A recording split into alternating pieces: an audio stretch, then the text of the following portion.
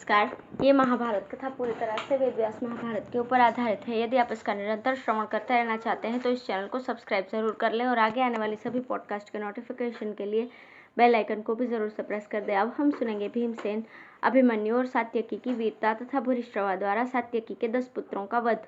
संजय ने कहा, महाराज, वो रात बीतने पर जब सूर्योदय हुआ तो दोनों ओर की सेनाएं युद्ध के लिए आमने सामने आकर डट गई। पांडव और कौरव दोनों ही अपनी अपनी सेनाओं की व्यूह रचना कर परस्पर प्रहार करने लगे। भीष्म जी ने मकर व्यूह की रचना की और उसकी सब ओर से स्वयं ही रक्षा करने लगे। फिर वे बहुत बड़ी सेना लेकर आगे बढ़े। उनकी सेना के रथी, पैदल, गजारोही और अश्वारोही अपने अपने स्थान पर रहकर एक दूसरे के पीछे चलने लगे।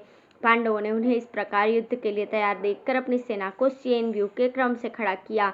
उसकी चोंच के स्थान पर भीम, नेत्रों की जगह धृष्टद्युम्न और शिखंडी, शिरोभाग में सात्यकी, गर्दन की जगह अर्जुन, वाम पक्ष में अक्षौहिणी सेना के सहित द्रुपद, दक्षिण पक्ष में अक्षौहिणी नायक केकैराज और पृष्ठभाग में द्रौपदी के 5 पुत्र अभिमन्यु, राजा युधिष्ठिर और नकुल सहदेव खड़े हुए।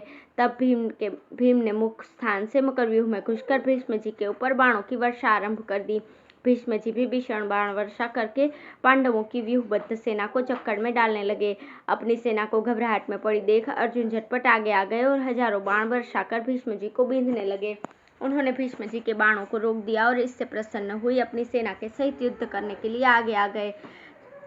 तब राजा दुर्योधन ने अपने भाइयों के भयंकर संहार की बात याद करके आचार्य द्रोण से कहा, आचार्य, आप सदा ही मेरा हित चाहते हैं और इसमें हमें संदेह नहीं है। हम भी आपका और पितामह भीष्म का आश्रय लेकर संग्राम में परास्त करने के लिए देवताओं तक को ललकारने का साहस रखते हैं।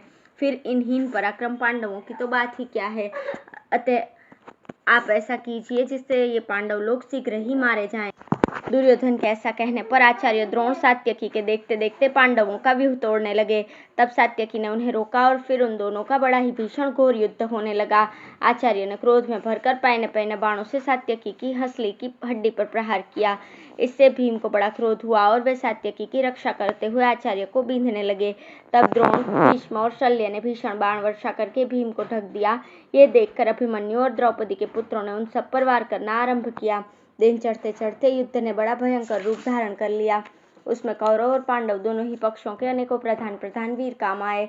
इस घमासान भीषण युद्ध में बड़ा ही घोर गगनभेदी शब्द होने लगा। इस समय अपने भाइयों को तथा दूसरे राजाओं को भी भीष्म जी से उलझा हुआ देखकर अर्जुन बाण चढ़ाकर उनकी ओर दौड़े। उनके पंचजन्य शंख और गांडीव धनुष का शब्द सुनकर तथा वानरी ध्वजा को देखकर हमारी ओर के सब सैनिकों के छक्के छूट गए। जिस समय अर्जुन ने अपना भयानक अस्त्र लेकर भीष्म जी पर आक्रमण किया, उस समय हमारे सैनिकों को पूर्व पश्चिम का भी होश नहीं रहा। आपके पुत्रों के सहित वे सब घबराकर भीष्म जी की ही शरण में जाने लगे। उस समय एकमात्र वे ही उनके आश्रय थे। सभी लोग ऐसे भयभीत हो गए थे कि रथी रथ में से और घुड़सवार घोड़ों की पीठ से गिरने लगे तथा पैदल भी पृथ्वी पर लोटपोट हो गए। भीष्म जी ने तोमर, प्राश और नाराज आदि धारण करने वाले योद्धाओं की विशाल वाहिनी के सहित अर्जुन का सामना किया। इसी प्रकार अवंती नरेश काशीराज के साथ, भीमसेन जयद्रथ के साथ, युधिष्ठिर शल्य के साथ, विकर्ण सहदेव के साथ, चित्रसेन शिखंडी के साथ, मत्स्यराज विराट और उनके साथी दुर्योधन और शकुनी के साथ, द्रुपद, चेकितान और सात्यकी, आचार्य द्रोण एवं अश्वत्थामा के साथ तथा कृपाचार्य और कृतवर्मा धृष्टद्युम्न के साथ युद्ध करने लगे। इस प्रकार घोड़ों को आगे बढ़ाकर और तथा हाथी और रथों को घुमाकर सब योद्धा आपस में भिड़ गए। युद्ध होते होते मध्याह्न हो गया। सूर्य के ताप से आकाश जलने लगा। उस समय कौरव और पांडवों में आपस में बड़ी भीषण मारकाट होने लगी। भीष्म जी ने सब सेना के देखते देखते भीम का आगे बढ़ना रोक दिया। उनके धनुष से छूटे हुए तीखे बाणों ने भीम को घायल कर दिया। तब महाबली भीम ने उनके ऊपर एक अत्यंत वेगवती शक्ति छोड़ी। उसे आती देखकर भीष्म जी ने अपने बाणों से काट डाला तथा एक और बाण छोड़कर भीम के धनुष के 2 टुकड़े कर दिए। इतने में ही सात्यकी ने बड़ी फुर्ती से सामने आकर भीष्म जी के ऊपर बाण बरसाना आरंभ किया। तब भीष्म जी ने एक भीषण बाण चढ़ाकर सात्यकी के सारथी को रथ से गिरा दिया। उसके मारे जाने से सात्यकी के घोड़े इधर उधर भागने लगे। इससे सारी सेना में बड़ा कोलाहल होने लगा। अब भीष्म जी ने पांडव सेना का विध्वंस आरंभ किया। यह देखकर धृष्टद्युम्न आदि पांडव पक्ष के वीर आपके पुत्रों की सेना पर टूट पड़े। इस प्रकार दोनों ओर से बड़ा घोर युद्ध होने लगा। महारथी विराट ने भीष्म जी पर 3 बाण छोड़े और 3 बाणों से उनके घोड़ों को घायल कर दिया। तब भीष्म जी ने 10 बाणों से विराट को बींध दिया। इसी समय अश्वत्थामा ने 6 बाणों से अर्जुन की छाती पर वार किया और अर्जुन ने अश्वत्थामा के धनुष को काट दिया। तब अश्वत्थामा ने दूसरा धनुष लेकर 90 बाणों से अर्जुन को और 70 बाणों से श्री कृष्ण को घायल कर दिया। अर्जुन ने बड़े भयंकर बाण चढ़ाए और बड़ी फुर्ती से अश्वत्थामा को बींध दिया। वे बाण अश्वत्थामा का कवच भेद कर उनका रक्त पीने लगे, किंतु इस प्रकार घायल होने पर भी उनमें व्यथा का कोई चिन्ह नहीं दिखाई दिया। वे पूर्ववत भीष्म जी की रक्षा के लिए डटे रहे। इसी बीच में दुर्योधन ने 10 बाणों से भीम को बींध दिया। तब भीम ने बड़े तीखे बाण छोड़कर कुरुराज की छाती को बींध दिया। अभिमन्यु ने 10 बाणों से चित्रसेन पर और 7 से पुरुमित्र पर चोट की तथा सत्यव्रत भीष्म जी को 70 बाणों से घायल करके वो रणांगन में नृत्य सा करने लगा। यह देखकर उस पर चित्रसेन ने 10 बाणों से, पुरुमित्र ने 7 से और भीष्म जी ने 9 बाणों से वार किया। वीर अभिमन्यु ने इस प्रकार घायल होकर चित्रसेन के धनुष को काट दिया तथा उसके कवच को काटकर छाती पर बाण छोड़ा। अभिमन्यु का ऐसा पराक्रम देखकर आपका पौत्र लक्ष्मण उसके सामने आया और बड़े तीखे तीखे बाण छोड़कर उसे घायल करने लगा। तब सुभद्रानंदन ने उसके चारों घोड़ों और सारथी को मारकर अपने पैने बाणों से उस पर आक्रमण किया।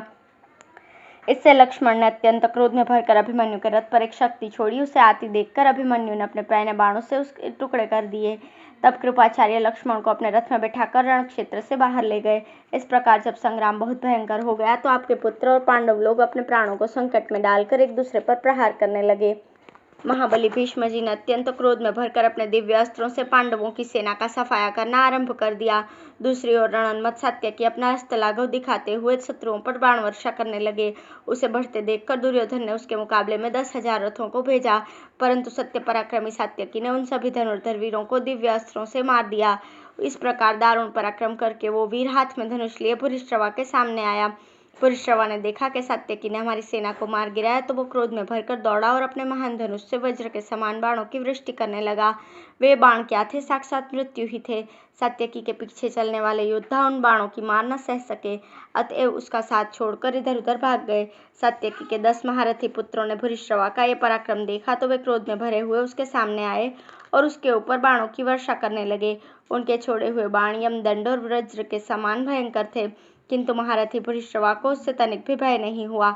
उसने अपने पास पहुंचने से पहले भी उन्हें काटकर गिरा दिया। उस समय हमने उसका यह अद्भुत पराक्रम देखा कि वो अकेला ही निर्भय होकर 10 महारथियों के साथ युद्ध कर रहा है। उन 10 महारथियों ने बाण वृष्टि करते हुए पुरुश्रवा को चारों ओर से घेर लिया और वे उसे मार डालने का उपक्रम करने लगे। ये देखकर पुरुश्रवा भी क्रोध में भर गया और उनके साथ युद्ध करते करते ही उसने उन सबके धनुष काट दिए। इस प्रकार धनुष कट जाने पर उसने अपने तीखे बाणों से उसके मस्तक भी काट डाले। अपने महाबली पुत्रों को मरा देखकर सात्यकी गरजता हुआ पुरुश्रवा से आकर भिड़ गया। दोनों महाबली एक दूसरे के रथ पर प्रहार करने लगे। दोनों ने दोनों के रथ के घोड़ों को मार डाला और रथहीन होकर हाथों में तलवार एवं ढाल लेकर उछलते कूदते आमने सामने आकर युद्ध के लिए खड़े हो गए। इतने में भीम ने आकर सात्यकी को अपने रथ पर चढ़ा लिया। तब दुर्योधन ने भी सबको देखते देखते पुरुश्रवा को रथ पर बिठा लिया। इस प्रकार इधर यह युद्ध चल रहा था और दूसरी ओर पांडव लोग क्रुद्ध होकर महारथी भीष्म जी से भिड़े हुए थे। संध्या काल आते आते अर्जुन ने बड़ी तेजी के साथ 25,000 महारथियों को मार दिया। वे महारथी दुर्योधन की आज्ञा से पार्थ के प्राण लेने को गए थे, परंतु जैसे अग्नि के पास जाकर पतंगे जल जाते हैं उसी प्रकार वे अर्जुन के पास जाकर नष्ट हो गए। इसी समय सूर्यास्त होने लगा। सारी सेना व्याकुल हो रही थी। भीष्म जी के रथ के घोड़े भी थक गए थे, इसलिए उन्होंने सेना को युद्ध बंद करने की आज्ञा दी। अत्यंत घबराई हुई दोनों सेनाएं अपनी अपनी छावनी में चली गईं। सृंजयों के साथ पांडव और कौरव भी अपने अपने शिविर में जाकर विश्राम करने लगे। धन्यवाद।